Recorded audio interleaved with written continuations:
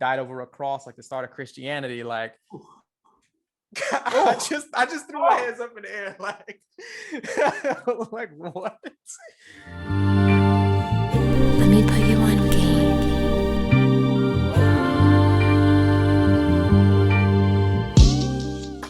You know, I feel like the end of the finals kind of transitions us to the off season, which is a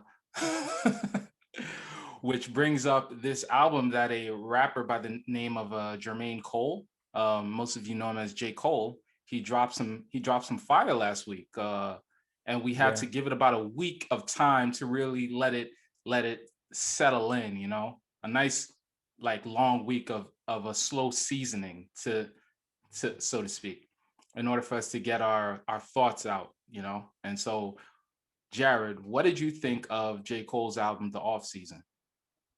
Yeah, like you said, I'm glad that we took our time with it, because we could have had it out last week with last week's pod, but it was good to get more than 48 hours to really digest the album. But Yeah. before I get into the album, I wanted to talk about a little bit about our history with J. Cole. Okay, Uh, that's fair. I first heard about J. Cole on like a NBA 2K message board in like 2009. So listening to his mixtape, The Warm Up, I became a huge fan. I remember uh at our school, I remember us going to the CD store in the mall and buying the Sideline Story and having make a copy on your computer so we could both listen to it. And it was one of the first CDs that I ever bought. So I've been a big J. Cole fan for a while, all the way through up, I would say 2014 Forest Hills Drive. And I didn't necessarily like his concept albums that much. I wasn't really a huge fan of For Your Eyes Only or KOD. But I said all of that to say I think that the off season for me is J. Cole's best album since 2014 Forest Hill Drive. And it may also be his best album since the Warm Up mixtape. Yeah, to be honest, I completely agree, and I think that this is probably tied for 2014 Forest Hills Drive as his magnum opus. To me, this album is even better than Forest Hills Drive, not from a totality of sound standpoint, but in terms of him, I think, fully embracing who he is as a rapper and as an artist. I felt like in some of his other projects, he tried to really lean away from what he actually likes to do as an artist. And in his second album, Born Sinner, he really showed you who he was, but it wasn't the greatest project, so to speak, but you still enjoyed every song in a way. You know, I enjoyed Born Sinner and I listened to it a lot, and I realized like, oh wow, I actually enjoyed a lot of songs on this album. But as a project, it wasn't the best, but you still saw like, man, this guy's uber talented and his ability to write songs and make songs can't be denied. But you saw kind of a mellow J. Cole, a very introspective J. Cole, a very thoughtful J. Cole. And he took that concept and he took those feelings and further expanded on it in this project, where he was able to really reflect deeply on his past, reflect deeply on his personal struggles and challenges, as well as his triumphs and where he is as an artist and where he is as a person. And that really shined through in this project for me. What were your overall thoughts? Yeah, I really enjoyed it. I think that this is J. Cole at his best lyrically. I think that when he did the concept album thing, sometimes the song structure or his lyricism wasn't really necessarily hitting for me. But I think with this album, like, it was a bar fest, man.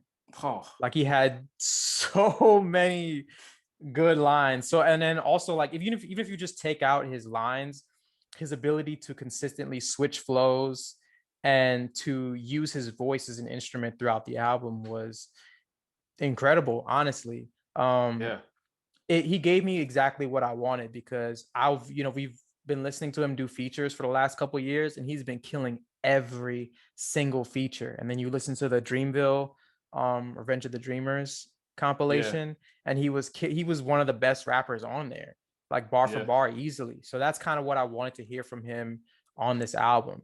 And I think it was really interesting the fact that he decided to go with other different producers rather than producing most of the album himself, and it allowed him to kind of step outside of the box and actually let his lyricism shine in a lot of instances.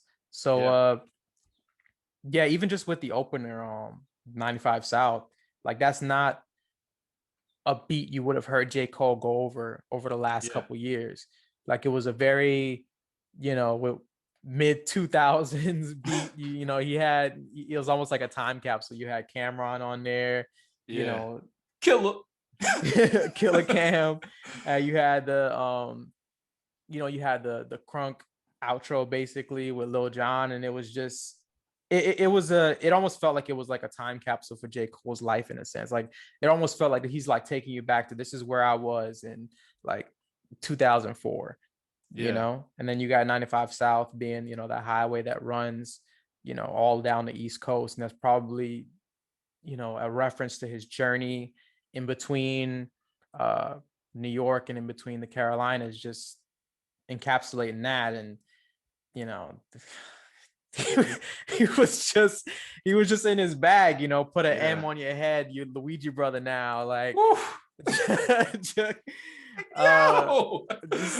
so many bars, man. He said he had them bullets humming like Cuddy, like uh, Jermaine when it was in his bag, man. He was in his bag. So like, it yeah, really was. go. You talk, man. Go into what you liked about the album. I think he was true to himself as an artist. He was very mellow and dark, which is again what I alluded to on Force, not a little bit on Forest Hills Drive. He was a bit brighter, but on Born Sinner, it was a very dark and mellow song that he mostly produced, and he was able to maybe make really choose songs that was similar in production, in terms of the feel, and bring that over to this album. And he just embraced who he was, and he's a little emo, but it makes for good content, You say emo, I say introspective. Okay, yes. And he was as introspective as ever, and he really reflected on his past struggles with his pride, his tribulations as a youth, seeing friends and acquaintances lose their lives to gun violence, as well as come in and out of his life, and just a thorough reflection on where he is in life. And it was really man, I just enjoyed the project.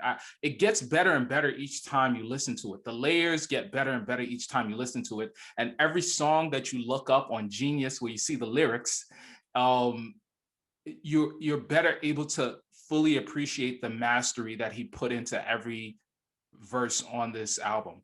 There was not one whack verse throughout this entire project. And you can't say that in true honesty these days. He didn't have that's one an achievement, whack verse. That is an achievement that like I haven't seen in a couple years. Some artists, they mail in songs, you can tell that they're doing it for the numbers. He alluded to that, and I think it was 95 song South, where he alluded to like 30 something track albums. Oh yeah, measly the streaming stuff. I was like, thank you. Somebody is saying it. Like, you got groups like Run the Jewels or Brockhampton that have all these members and will give you a solid 12 tracks, and then no shade to Chris Brown, he'll drop a 30 track album. It's like, what are you doing? I don't want to listen to your music for 2.5 hours, B. Get me in and out in 45 minutes. It's very much a business with a lot of albums, but it was refreshing to hear Cole just give us him on the album. There was so much to we couldn't do it all in an hour-long review. There's so much to digest from it. It was a very like workman-like album for me.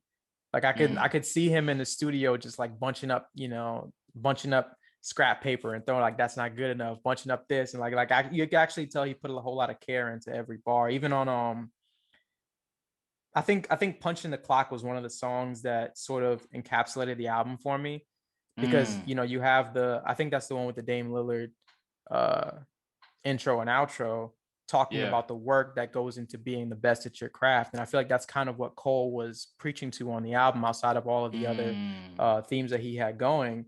Uh it Man, that's just a good felt point. like, yeah, it just felt like no games, no frills, just work, time, and effort, which is what you felt on the album. Mm. And then that song has some of my favorite bars on there, like all them dudes at Soul Kane started singing like Danity, like and my favorite bar by far on the whole album is when he was talking about his friend getting killed for his chain, and he Yeah. said told him come off his chain for trying to floss, died over a cross like the start of Christianity. Like Oh, I just threw my oh. hands up in the air like like what? Like immaculate, immaculate bars. Like there's so much on here, but I think my favorite song might be My Life. I think Mm. that just the sample, I think Soul Sample Cole is my favorite J. Cole, where he just Yeah. it's a very soulful, stripped back beat, but it allows him to shine. And I think 21 has grown on me a lot as well from the beginning of his career. I think Yeah. 21 I saw is just one of those kind of like, oh, he's like one of them new rappers, whatever. Like, but I think he's shown that he's actually really lyrically capable, versatile, and really poignant. Mm. Yeah. Um, he had a bar on here. He said, I pray my past ain't ahead of me. When I'm in love, I love heavily.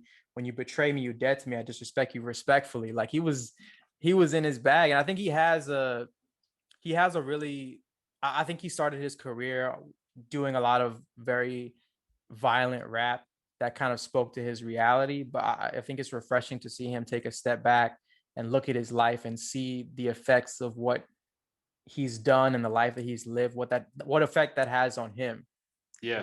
and what effect that has on his future, and like how he's just saying like I've been through all of these things, but I'm just trying to live a better life, which is kind of what Cole was on the album as well.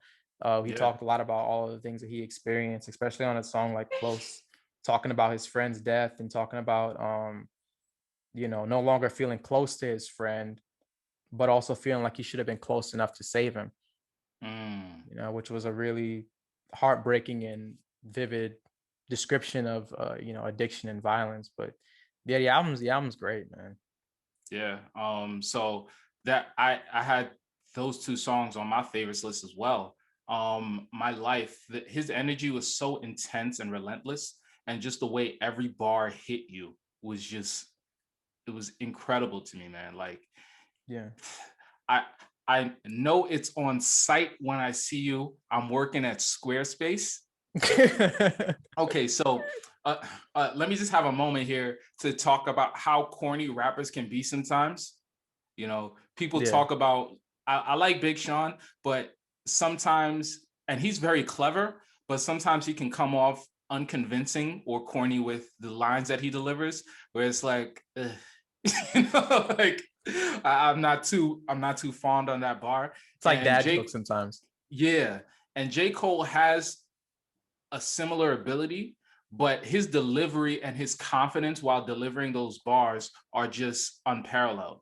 Yeah. And so, no, it's on site when I see you. I'm working at Squarespace. Like, I'm like, oh my God. Like his double entendre and the way one word can be, switched to a different word is dope. And then in my life as well, yeah, top of the morning, I know that you thought I was dormant, woke up early from shots that were swarming. That is an allusion to mosquitoes being um asleep during the winter and start swarming oh wow. during the summer. Think like, I was like, holy crap, like that's what he meant. You thought That's I was that's doing. that's good. That's a yeah. That's the great thing about albums like these is that they have so much replayability because every time Yeah, that you listen to it, you're gonna hear something new. So that's dope. layers. You brothers just Cubs, but no one.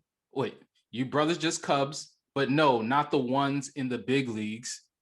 after the fall off, I promise I'm coming to sell out Wrigley's. In the bar previously, he mentioned Ja Morant, I'm on my Grizzly. Oh, wow. Yeah. Grizzly, Cubs, Chicago, Wrigley, Just and that's just Yeah. off of My Life. That's why My Life was one of my favorite songs on the album. Yeah. And then it's interesting how some of my favorite songs on the album, I'm realizing like, man, I really like this song. You look up the lyrics and then I fall deeper in love with it. You know, the Climb Back also made one of my favorite songs. And Yeah. see how I flip exclamation points? See how I flip like exclamation points. And I love how he emphasized it. So you didn't sleep on what he was saying. Yeah. Because the way I just said it, you can kind of say like, wait, what? But see how okay. Address me as the GOAT, like they call Chief Sosa in my sectional like an effing 3-piece sofa. Oh, wow. Come on, bro. Come on. Yeah. I know I'm the chosen one. Another dead body lay frozen. That's how it goes sometimes. When brothers weighing coke and not the pros and cons, well, I ain't that sleeping underground like a gopher, so I go for mines. Come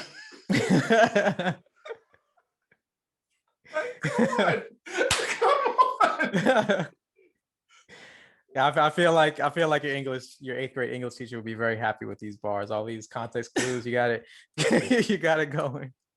You know, and then even on the Climb Back, the story that he told of his friend and that he tried to bring back in his life, but he had to really reflect on who his friend had become and the way his friend was kind of changing on him, and just the reality of when you grow up, you try to bring some friends along, but sometimes in life you're just in a different place and you can't have certain energy around you.